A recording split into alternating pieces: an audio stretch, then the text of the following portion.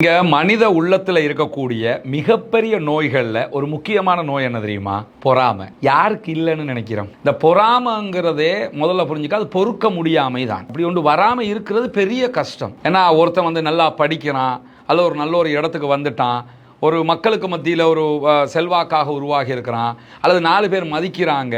இப்படி எந்த ஒரு நலவு யாருக்கு நடந்தாலும் அவரோட சுற்றி இருக்கிறவங்களுக்கு சில நேரங்கள் என்ன ஆகுதுன்னா, என்னடா இவன் மட்டும் இப்படி ஆயிட்டானேங்கிற மாதிரியான ஒரு நிலையை உண்டாக்கி விடுகுது. அது எந்த இடத்துல யாருக்கு வரும்ங்கிறதையெல்லாம் நம்ம பார்க்க முடியாது. ஒரு பெரிய அறிஞராக இருப்பார், அவருக்கு கீழே இருக்கக்கூடிய ஒருவரை பற்றி அவருக்கு அந்த எண்ணம் ஏற்படும். அதே மாதிரி ஒரு சிறிய ஆளாக இருப்பார், அவருக்கு மேலே இருக்கக்கூடியவரை பார்த்து அவருக்கு அந்த எண்ணம் ஏற்படும்.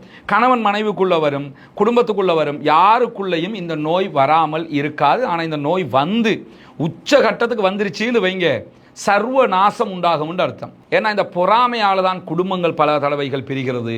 அதே மாதிரி நண்பர்களுக்குள்ள பிளவுகள் ஏற்படுகிறது, இயக்கங்களுக்குள்ள பிளவுகள் ஏற்படுகிறது, கட்சிகளுக்குள்ள பிளவுகள் ஏற்படுகிறது. இதுக்கெல்லாம் மூல காரணமாக எது இருக்கும்னு சொன்னால் இந்த பொறாமை தான் இருக்கும். யாராவது நான் எப்படி தெரியுமா என்று சொல்லுகிற அளவுக்கு ரொம்ப ரேராகத்தான் இருக்க முடியும். அப்படி இல்லாமல் இருந்தால் கண்டிப்பாக அது இறைவனுடைய மிகப்பெரிய அருள். நம்ம எல்லாம் அல்லாட்ட அதுக்கு தான் பிரார்த்தனை பண்ணணும், இன்னொருத்தரை பார்த்து நம்ம பொறாமப்படாமல் இருக்கணும். ஏன்னா பொறாமப்பட்டுட்டோம்னு சொன்னால் அந்த பொறாமை அவரை அழிக்க முன்னாடி நம்மளை அழிச்சிரும். அதனால் அதை எப்படி நம்ம தவிர்த்து கொள்வது என்பதில் ரொம்ப கவனமாக இருக்கணும். நிறைய பயான்களை பார்ப்பீங்க, உரைகளை கேட்பீங்க. பொறாமையை பற்றி நீங்கள் கூகுள் பண்ணி பார்த்தா அல்லது யூடியூப்பில் தேடி பார்த்தீங்கன்னு சொன்னால் ஏகப்பட்ட உரைகள் இருக்கும். என்ன கவனிக்கணும்னு சொன்னால், உரையாற்றுகிற பல பிரச்சாரகர்களும் இந்த வேலையை செய்வாங்க. அவர்களை விட இன்னொருவர் பிரச்சாரத்தில் முந்திவிடக் கூடாது என்பதற்காக அவனை எப்படி நம்ம வெட்டி வீழ்த்துறது நடக்குதா இல்லையா? ஏன்னா திறந்த மனசோடு தானே இங்கே நம்ம பார்க்கணும்.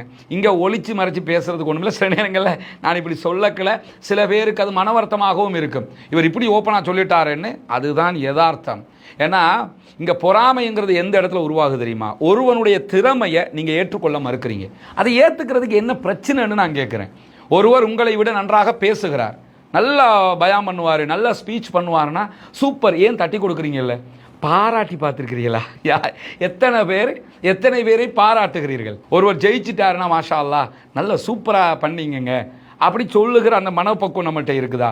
நம்ம பிள்ளையும் இன்னொருவருடைய பிள்ளையும் ஒரு போட்டியில் கலந்து கொள்கிறாங்க. நம்ம பிள்ளை சோபிக்கலை, தோத்து போயிட்டா, அவருடைய பிள்ளை சோபிச்சிருச்சு, ஜெயிச்சிட்டா.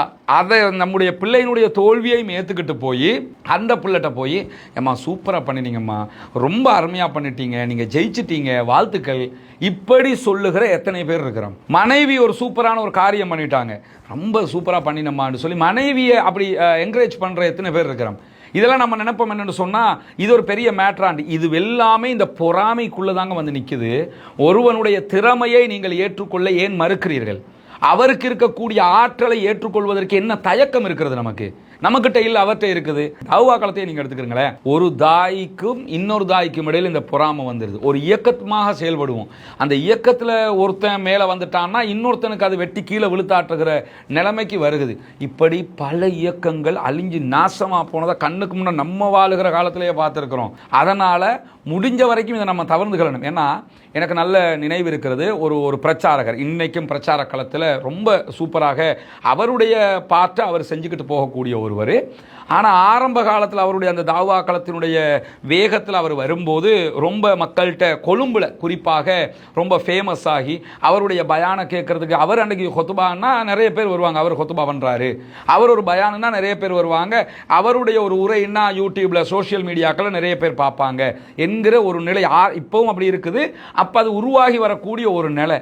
அப்போ என்ன பண்ணாங்கன்னா, ஒரு 2-3 பேர் சேர்ந்து ஒரு பெண்ணு மாதிரி ஆக்ட் பண்ணி அவருக்கு சில மெசேஜ்களை அனுப்பி அவரை அந்த வலையில் விழ வச்சு, அதுக்கு பிறகு என்னென்னா எல்லாத்தையும் கையில் எடுத்துகிட்டே, நீ ஒரு பொம்பளை பிள்ளையோட இப்படி கெட்ட மாதிரி நடந்துட்ட, எனவே நீ தாவா காலத்தில் இருக்கக்கூடாது அப்படின்னு சொல்லி அவரை மிரட்டி கொஞ்ச நாள் அவர் தாவா காலத்திலேருந்து ஒதுங்கியும் இருந்தார். முதல்ல இங்கே என்ன கவனிக்கணும்னு சொன்னால், அப்படி ஒரு சம்பவம் ஒரு பெண்ணோடு தவறாக நடந்தால் அது பிழை, அதில் மாற்று கருத்து இல்லை. அதுக்கு அவர்கிட்ட அல்லாஹ்விடத்தில் தௌபா கேட்டுக்கிறவாரு, அது அவரை சார்ந்த விஷயம். ஆனால் அவர் மேலே கொண்ட பொறாமை பெண்ணு மாதிரி ஒரு ஆம்பளை ஆக்ட் பண்ணுறான், 2 பேர் ஆக்ட் பண்ணுறான், 3 பேர் ஆக்ட் பண்ணுறான். ஆக்ட் பண்ணி என்ன பண்ணுறாங்கன்னு சொல்லி சொன்னால் அவரை வலைக்குள் கொண்டு வருகிறார்கள். கொண்டு வந்து நீ தாவா காலத்தில் இருக்கக்கூடாது ஏன்னு கேட்டால் அவரை இப்படி வெளியேற்றினாலே உண்டே தவிர அவர் மாதிரி நமக்கு பேச முடியலை, அல்லது அவர் மாதிரி மக்கள்கிட்ட நமக்கு செல்வாக்கு உண்டாகலை, அவரை மதிக்கிற அளவுக்கு நம்மளை மக்கள் மதிக்கலை என்கிற இந்த பொறாமை. அப்போ இந்த பொறாமைங்கிறது தாய்க்களுக்கு மத்தியில் தாவா காலத்திலேயே இப்படி இருக்கும்னு சொன்னால் சாதாரண பொதுமக்கள்கிட்ட நம்ம எப்படி போய் இந்த பொறாமையை களையிறது யோசிச்சு. அதனால தான் இஸ்லாம் வந்து பொறாமை விவகாரத்தில் ரொம்ப உச்சமான எச்சரிக்கைகளை தந்திருக்கிறது. உதாரணமாக நீங்கள் எடுத்துக்கிட்டீங்கன்னா அஹமதுல வரக்கூடிய ஒரு சம்பவம், ரசூலுல்லாஹி ஸல்லல்லாஹு அலைஹி வஸல்லம் அவங்க சஹாபாக்களுக்கு மத்தியில் இருக்கக்குள்ள ஒரு நபித்தோழர் வர்றாரு. அவர் அன்சாரி தோழர் கையில் ஒது செஞ்சுட்டு அப்படி உடம்புல இருந்து தண்ணி சொட்ட சொட்ட இடது கையில் அவருடைய செருப்பை தூக்கிக்கிட்டு பள்ளிக்குள்ளே வர்றாரு. வரும்போது ரசூலுல்லாஹ் என்ன சொல்கிறாங்கன்னு சொன்னால் இவர் சொர்க்கம் நுழைவார் அப்படிங்கிறாங்க. இது 2வது நாளும் அதே நபர் அதே மாதிரி வர்றாரு, ரசூலுல்லாஹ் சொர்க்கம் நுழைவாருங்கிறாங்க. 3வது நாளும் அதே நபர் அப்படியே வர்றாரு, ரசூலுல்லாஹ் அவர் சொர்க்கம் போவார் அப்படிங்கிறாங்க. அது அவருக்கு தெரியலை, அவர் வர்றாரு தொழுகிறாரு போயிடுறாரு.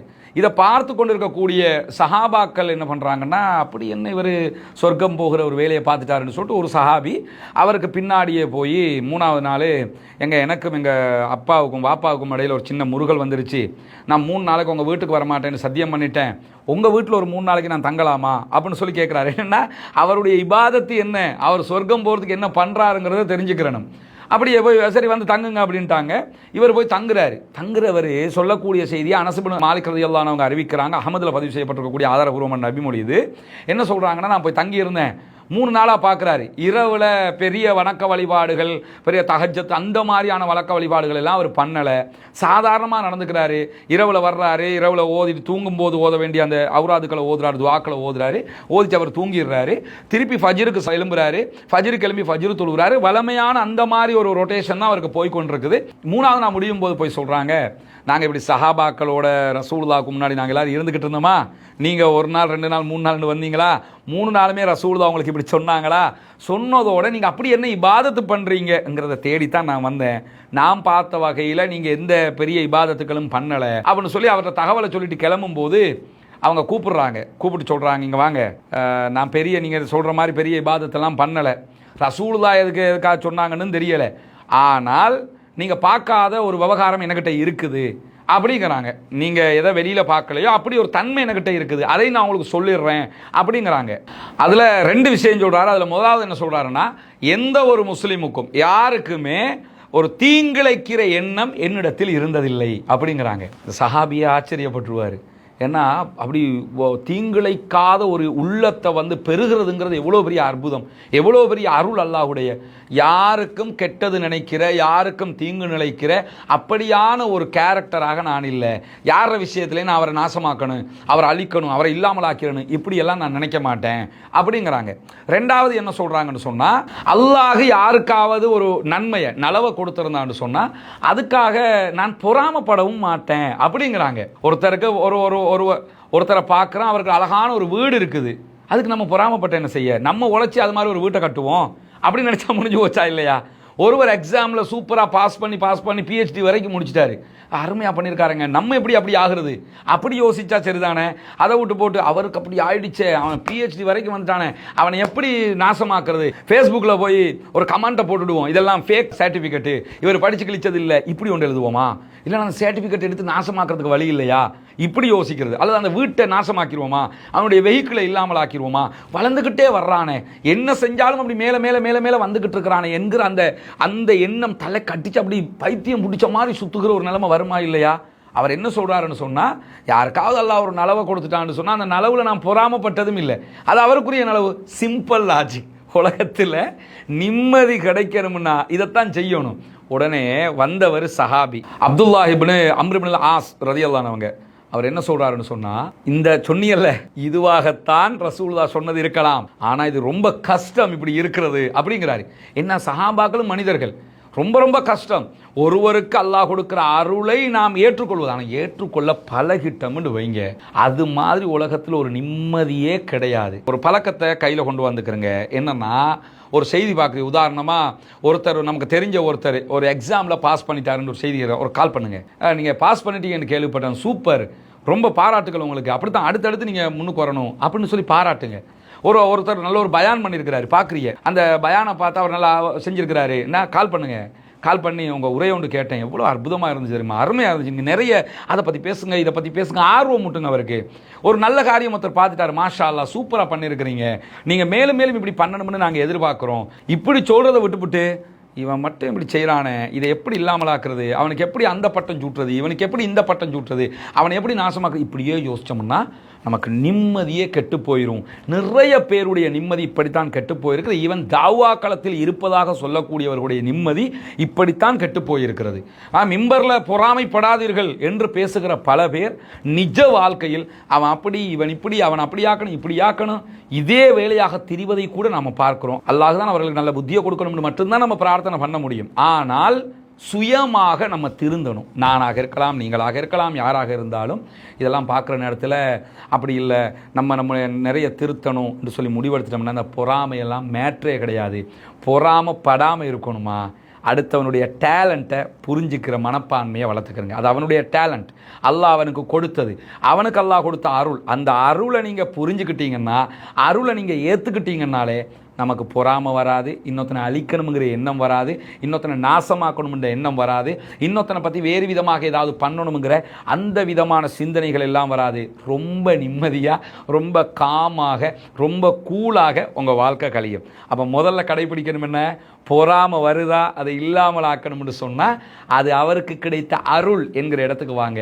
தயவு செய்து தாவா களத்தில் இருக்கக்கூடியவங்க கூட இந்த மாதிரியான காரியங்களில் இனிமேலும் ஈடுபட்டு அந்த மாதிரியான ஒரு நிக்கட்டை யாருக்கும் உண்டாக்கி அவங்களுடைய மனசை நோகடிச்சு அந்த மாதிரியான காரியங்களை பார்க்கக்கூடாது. இது கூட நான் ஒரு படிப்பினைக்காக இந்த செய்தியை சொல்கிறேன்னா, என்னை பொறுத்தவரையில் நான் யாருக்காவது தீங்கு செய்ததாக நான் நினைக்கிற போது அது இன்னைக்காக இருக்கலாம், நாளைக்காக இருக்கலாம், 2 வருடங்களுக்கு பிறகாக இருக்கலாம், போய் அல்லாஹ்காக மன்னிச்சுக்கிறேங்க, நான் இப்படியெல்லாம் பண்ணிட்டேன், அது பிழையானது தான் என்பதை பகிரங்கமாகவே நான் கேட்டிருக்கிறேன்.